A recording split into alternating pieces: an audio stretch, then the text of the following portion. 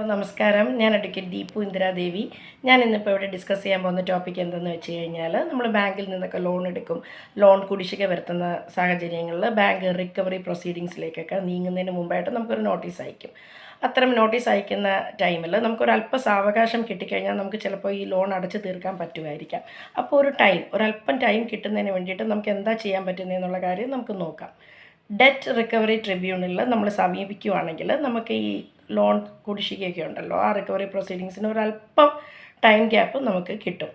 SARFAESI act 13(4) പ്രകാരം ഒരു notice വന്നു കഴിഞ്ഞാൽ 40 ദിവസത്തിനകത്ത് വിത്തിൻ 14 ഡേയ്സാണ് നമ്മൾ ഈ DRT ഡെറ്റ് റിക്കവറി ട്രിബ്യൂണലിനെ സമീപിക്കേണ്ടത്. ഇതിൽ ഏറ്റവും പ്രധാനപ്പെട്ട ഒരു കാര്യം എന്ന് പറഞ്ഞാൽ, ഈ 40 ഡേയ്സ് ഇൻ കേസ് നമ്മൾ കഴിഞ്ഞു എന്ന് തന്നെ ഇരിക്കട്ടെ, ഹൈക്കോർട്ടിൽ നമുക്കൊരു റിട്ട് പെറ്റീഷൻ ഫയൽ ചെയ്തിട്ട് അവിടെ നിന്നും നമുക്ക് അല്പം കൂടി സാവകാശം കിട്ടും. ചില സാഹചര്യങ്ങളിൽ ഇൻസ്റ്റാൾമെൻ്റായിട്ട് പണം അടച്ചു തീർക്കാനായിട്ട്